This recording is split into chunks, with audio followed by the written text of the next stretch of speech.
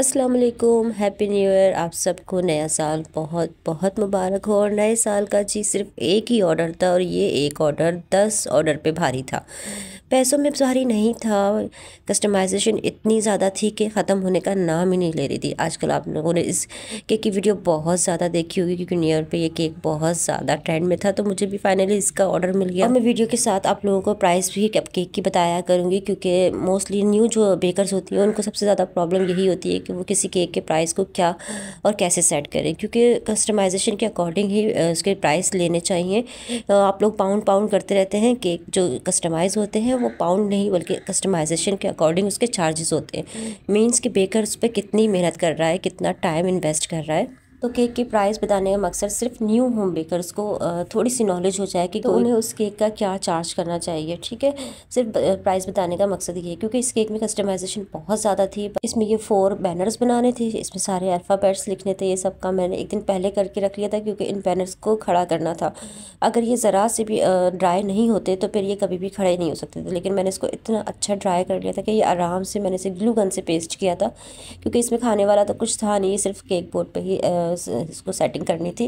तो इस तरह से इसकी सेटिंग थी कि ये सारा फायर करता हुआ एक बलून को रखेंगे तो वो बलून भी बस्ट होगा और कैंडल भी फायर होगी। सारा ये केक आप देख चुके होंगे, बहुत ज़्यादा आजकल इसकी वीडियो थी वायरल। तो सारा केक मैंने उसी वीडियो को देख के रेफरेंस पिक्चर जो मुझे क्लाइंट ने शेयर की थी वैसा ही मैंने उसको बनाया।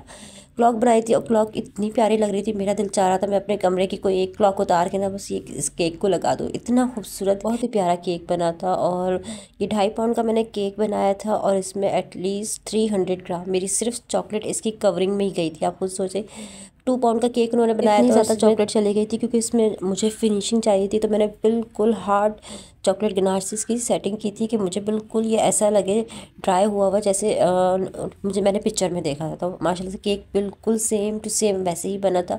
और ये ऑर्डर मुझे किसी क्लाइंट की तरफ से नहीं आया था बल्कि एक गिफ्ट शॉप की तरफ से आया था।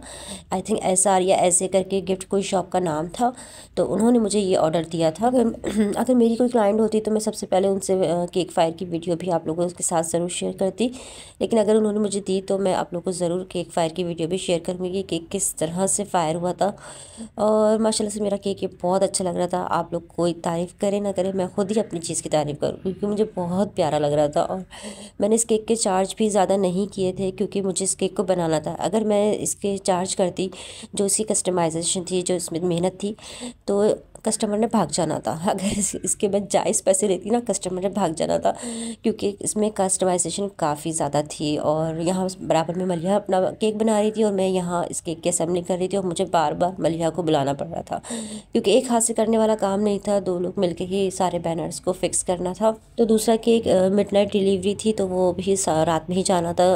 1 जनवरी का केक समझ ले था।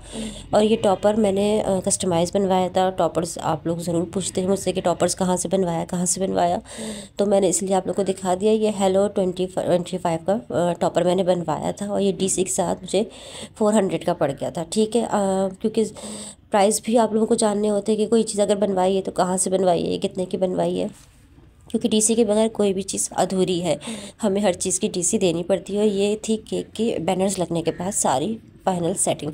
इसके बाद मैंने इसके ऊपर फायर पेपर लगाया था और हर बैनर को दूसरे बैनर के साथ फायर करने के लिए बीच में उसमें एक और पेपर लगाया था ताकि ये कंटिन्यूसली एक साथ फायर होता हुआ जाए और साथ में ये बलून भी फटेगा और ये कैंडल भी फायर होगी। इस तरह से मैंने इसकी सेटिंग की थी।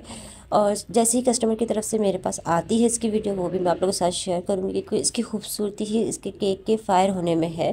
केक भी माशाल्लाह से बहुत प्यारा लग रहा था और सब कुछ बिल्कुल वैसा ही हुआ था जैसे मुझे पिक्चर दी गई थी। तो आप लोग भी ज़रूर मुझे बताइएगा कि केक आप लोगों को कैसा लगा। प्लीज़ लाइक कर दिया करें क्योंकि ये छोटी छोटी सी वीडियोस बनाने में बहुत मेहनत होती है और आप लोगों के लाइक सिर्फ और सिर्फ 10-12 लोगों के ही आते हैं, जिसकी वजह से वीडियो वायरल नहीं होती। और जब तक कोई चीज़ दिखती नहीं है, बिकती भी नहीं है, मतलब मेरे पास ऑर्डर उसी वक्त आते हैं जब मेरी वीडियो वायरल होती हैं। और वीडियो सिर्फ 2 ही चीज़ों से वायरल होती है, या तो उसके ऊपर लोग बैड कमेंट्स करें या फिर वो लाइक कर दें। बस 2 ही चीज़ों से वायरल होती है। तो बैड कमेंट अगर कर सकते हैं तो कर दें, नहीं तो लाइक करके मेरी वीडियो को प्लीज़ प्लीज़ प्लीज़ वायरल करवा दें। ये थी मेरे केक की बिल्कुल फाइनल लुक, ये रेडी था जाने के लिए। और मेरा दिल तो नहीं चाहता बाकी इसको देने का, लेकिन ये जाना था और मैंने इसे 5 बजे तक डिलीवरी कर दी थी इसकी, क्योंकि उसके बाद जो इश्यूज़ आते हैं ना ट्रैफिक के, तो फिर राइडर मिलना बहुत मुश्किल होता है। तो मैंने अपने जो भी केक थे सारे 5 बजे से पहले निकाल दिए थे। प्राइस बताना मैं भूल गई, इसका मैंने चार्ज किया था 6000 रुपीज़। तो बेकर्स, आप लोगों ने मुझे बताना है कि मैंने इस केक का राइट चार्ज किया है या नहीं।